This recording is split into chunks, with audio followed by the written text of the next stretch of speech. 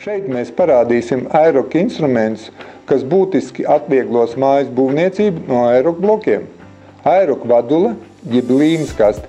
Vadule ir domāta aeroka bloku līmes uzklāšanai uz blokiem. Līme ar vaduli tiek dozēta līdzenā kārtā, kas nodrošina vienādu šūvu biezumu visā mūra garumā.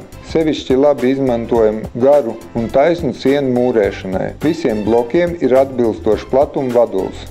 Aeroka līmjavas kausiņš. Efektīvs darba rīks, ja ir nepieciešams mūrēt īsas un izliektas konfigurācijas sienas vai līmes uzklāšanai uz aeroka elementu starpsienu plātnēm. Aeroka rīvdēls.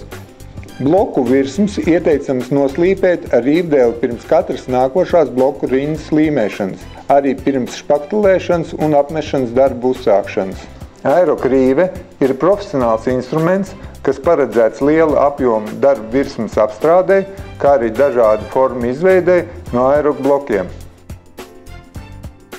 Aeroka rokas frēze. Rokas darba rīks rievu frēzēšanai, šūvju stiegrojumu un elektrisko vadu iestrādē.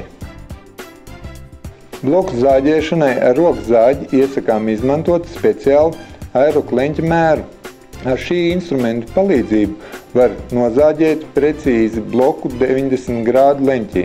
Ja ir paredzēta liela apjoma būvniecība, var izmantot elektrisko zāģi, kas ir domāts aeroka bloku zāģēšanai, kā arī pielietojams dažādu figūru izzāģēšanai.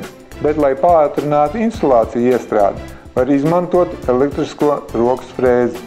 Ignorējot jauno tehnoloģiju piedāvātās iespējas, piemēram, līmes kausiņu vietā izmantojot citus darba rīkus, pieaugs līmes patēriņš un būtiski pasliktināsies darba kvalitāte.